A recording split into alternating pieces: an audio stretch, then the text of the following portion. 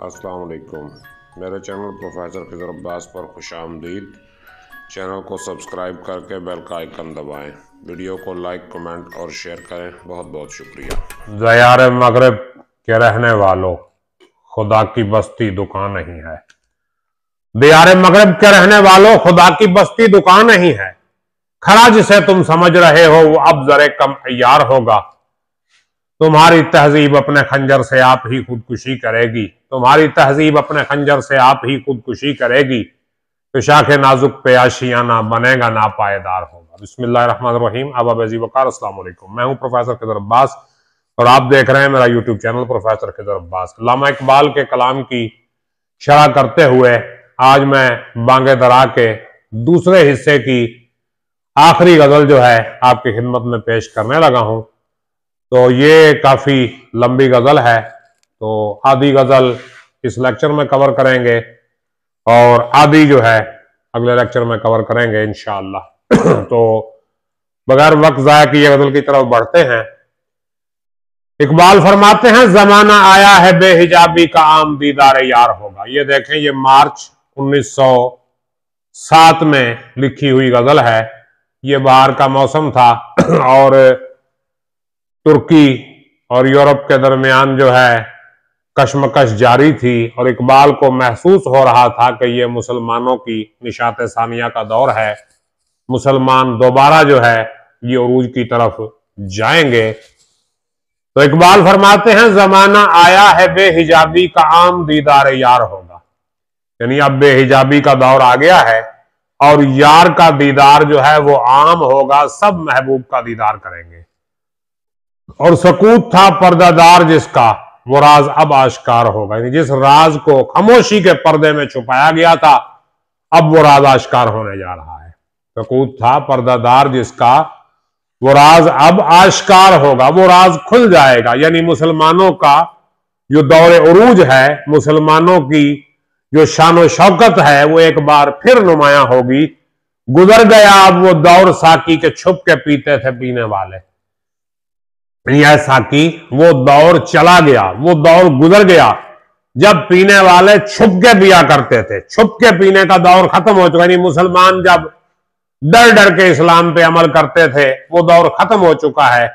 अब किसी को डरने की जरूरत नहीं। इस्लाम को अरूज मिलेगा, बनेगा सारा जहां मैखाना, हर कोई बादाकार होगा। पूरी दुनिया मैखाना बन जाएगी और हर कोई जो है वो मैं पी रहा होगा तौहीद की। मतलब यह कि पूरी दुनिया में इस्लाम फैल जाएगा, इस्लाम को तरक्की मिलेगी। एक बार फिर जो है इस्लाम को उरूज मिलेगा, निशात सानिया का दौर आएगा। यानी कोई अब छुप छुप के मुसलमान होने का दावा नहीं करेगा। सब डंके की चोट पे सीना तान के कहेंगे कि हाँ, हम मुसलमान हैं, हम एक अल्लाह के बंदे हैं और मोहम्मद रसूलुल्लाह सल्लल्लाहु अलैहि वसल्लम के उम्मती हैं। कभी जो आवारा जुनून है वो बस्तियों में फिर बसेंगे। यानी जो जुनून के आलम में दीवाने होकर सहराओं में भटक रहे थे, आवारा थे, वो बस्तियों में आके दोबारा बसेंगे। बरहना पाई वही रहेगी मगर नया खारजार होगा। पैर तो उनके नंगे ही रहेंगे, बरहना पाई वही रहेगी मगर नया खारजार होगा। नया कांटों का जंगल में, यानी नए चैलेंज आएंगे मुसलमानों के सामने, नए नए मुकाबिल होंगे, नए नए दुश्मन होंगे। यानी मुसलमान तो वही रहेंगे, अपने दीन पे अमल करेंगे, दीन को तरक्की देंगे, लेकिन इनके मुखालिफ जो है वो रूप बदल बदल के जो है वो आते रहेंगे। हाँ, सतीजा कार रहा है अजल से ताइमरूज, चिराग मुस्तफवी से शरार बुलहबी। ये भी इकबाल ने कहा था कि अजल से लेके आज तक हक को बातिल की जंग जो है वो चलती रही है। बदलते रहते हैं अंदाजे कूफी और शामी। यानी जो इस्लाम के दुश्मन हैं वो रूप बदल बदल के आते रहेंगे, लेकिन मोहम्मद सल्लल्लाहु अलैहि वसल्लम का जो दीन है वही है और वही रहेगा। मुसलमान भी वही रहेंगे, इनके दुश्मन जो है वो रूप बदलते रहेंगे। तो कभी जो आवाराए जुनून है वो बस्तियों में फिर बसेंगे। बरहना पाई वही रहेगी, बरहना पाई वही रहेगी मगर नया खारजार होगा। नंगे पैर तो वो रहेंगे लेकिन खारजार बदल जाएगा, यानी माहौल तब्दील हो जाएगा। और सुना दिया गोशे मुंतजर को हिजाज की खामोशी ने आखिर। ये मुंतजिर और मुंतजर ये दो मुख्तलिफ अल्फाज हैं। मुंतजिर का मतलब है जो इंतजार कर रहा है, और मुंतजर का मतलब जिसका इंतजार किया जा रहा है। वो इकबाल की जो गजल है ना, कभी आए हकीकत मुंतजर, वो मुंतजिर नहीं है, कभी आए हकीकत मुंतजर नजर आ लिबास मजाज में। तो सुना दिया गोशे मुंतजिर को हिजाज की खामोशी ने, आखिर जो अहद सहराइयों से बांधा गया था फिर उस्तवार होगा। गोशे मुंतजिर जो कान इंतजार में था ना कि कोई अच्छी खबर सुने, कोई अच्छा पैगाम आए, तो उसे हिजाज की खामोशी ने, अरब की खामोशी ने सुना दिया, बता दिया क्या जो है सहराइयों से बांधा गया था फिर उस्तवार होगा। यानी जो दीन को उरूज देने का वादा सहराइयों से, अरब सहरा नशीनों से बांधा गया था, पक्का किया गया था वादा, वो अहद दोबारा पक्का किया जाएगा। यानी मुसलमान एक नई कोशिश से, नई मेहनत से इस्लाम को उरूज दिलाएंगे। और निकल के सहरा से जिसने रूमा की सल्तनत को उलट दिया था, सुना है ये कुदसियों से मैंने, वो शेर फिर होशियार होगा।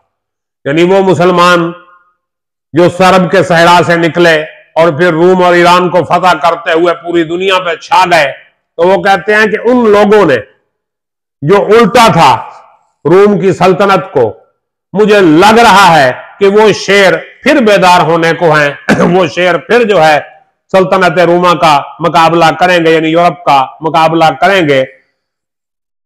और किया मेरा तज़किरा जो साकी ने बादा खारों की अंजुमन में, साकी ने जब मेरा तज़किरा किया, कहां? बादा खारों की अंजुमन में बादाकारों की, पीने वालों की अंजुमन में जब मेरा तज़किरा किया, मेरा जिक्र किया, तो क्या हुआ? तो पीरे मैखाना सुन के कहने लगा कि मुंह फट अखबार होगा।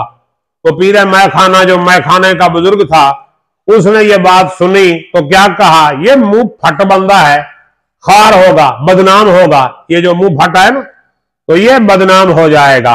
यानी जो राज की बात कह दे, इकबाल ने कहा था ना, भरी बज़्म में राज की बात कह दी, बड़ा बेअदब हूं, सजा चाहता हूं। तो राज की बातें मैं बता रहा हूं, होना मैंने बदनाम ही है। और दियारे मगरब के रहने वालों, खुदा की बस्ती दुकान नहीं है। दियारे मगरब यानी यूरोप में रहने वालों, जान लो, ये मेरा पैगाम सुन लो, ये मेरा पैगाम तुम्हारे लिए है। इकबाल कहते हैं खुदा की बस्ती दुकान नहीं है। ये खुदा की जो बस्ती है दुकान नहीं है, ये दुनिया कोई दुकान नहीं है। खरा जिसे तुम समझ रहे हो वो अब जरे कम मयार होगा। जरे कम मयार वो सोना जो कसौटी पर पूरा नहीं उतरता।